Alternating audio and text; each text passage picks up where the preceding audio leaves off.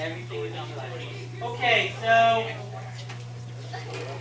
our last, well, not really our last formula, but figure. Our second to last figure is the cone, otherwise known as a conical shaped object, in case you see it on the next quiz.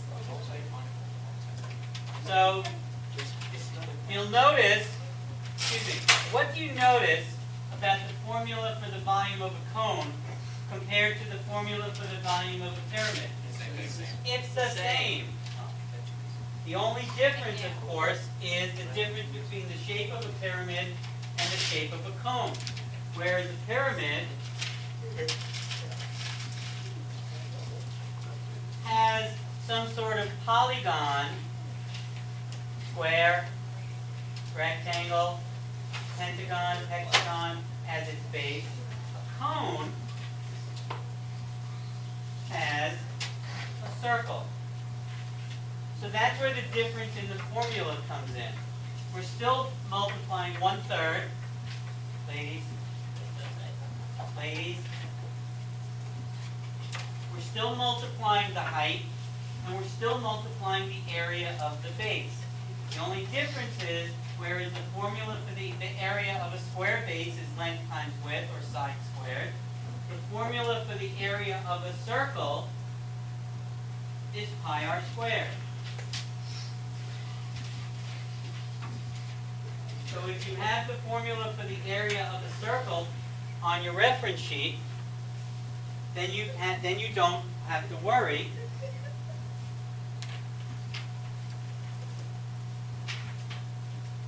Formula for the area of a circle is on the reference sheet.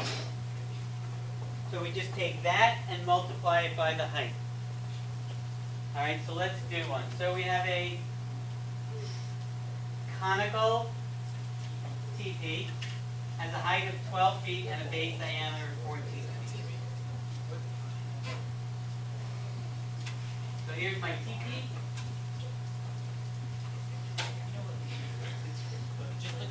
Times height of 12 and a diameter of 14.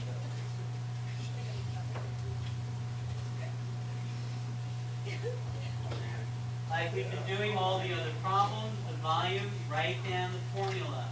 1/3 pi r squared h. And then simply substitute the numbers in. I don't know how to make this any simpler. Write down the formula, copy the numbers into the formula, plug it into your calculator. Now, since it's asking you for the approximate volume, remember we're going to have to use the value for pi, but your scientific calculators all have a pi button. So all we're going to do is we have 1/3 times pi. The radius is what? The diameter is 14. The radius is 7.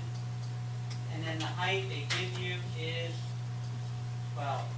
So you just take this and plug it into the calculator. Where's my calculator?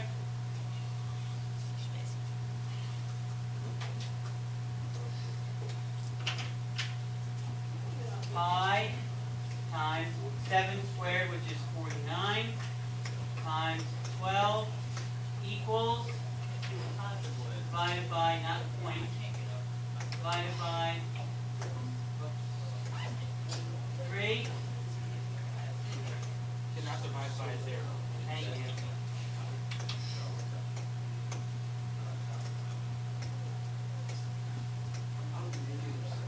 $615.75. It's supposed to. Doesn't it give you the base though? We're going to round to the nearest, I'll answer your question in a second. Round to the nearest whole number. 618 cubic. Okay, what was your question? Doesn't it give you the base? No, it gives you the diameter of the base, not the area of the base. Yes.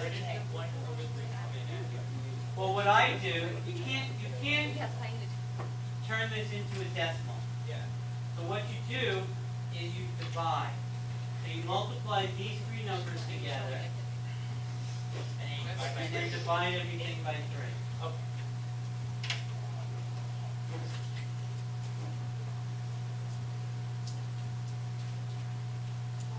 I think I made a math mistake.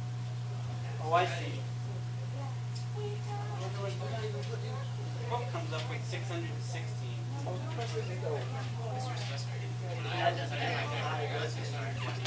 Yeah, that's what the book gets. Yeah, that's what the book gets, 615.75.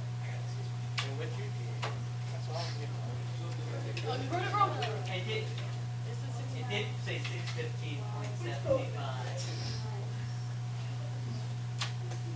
It's right there. I received 16 on my paper and I was like, Oh, brother, girl, you don't know what you're talking about. He just pressed pi and the pi came up.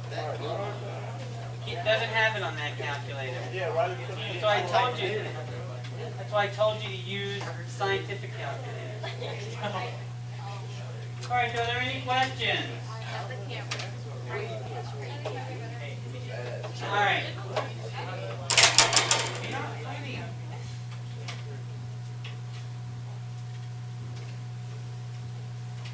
So, not every cone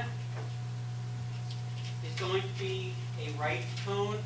Just like when we worked on the cylinders, not every cylinder is a right cylinder.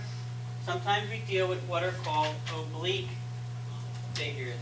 Here we had an oblique cylinder versus an oblique cone.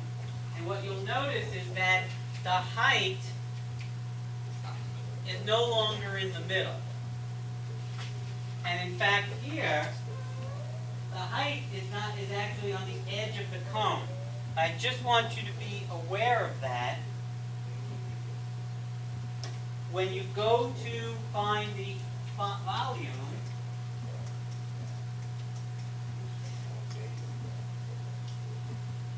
just even though the height comes down and is not in the center, when you go to figure out the radius, you don't take it from where the height comes down. You still are taking 1/2 of 30. So it's still going to be 1/3 times pi times the radius, which is 15 squared times 25. And you just plug that into your calculator.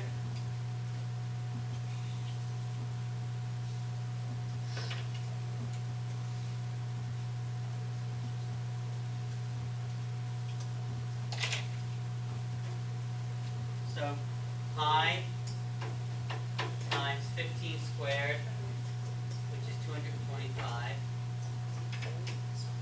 times 25 equals, divided by 3, 5890.48.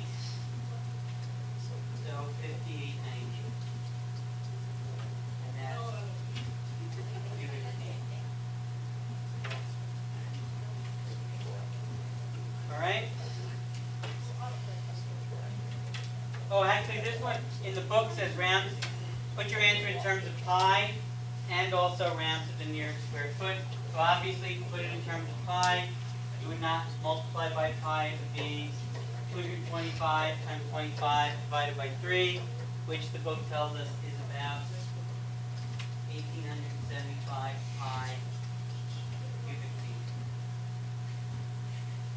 Okay, what I'd like you to do is the one on the bottom. It's an oblique cone.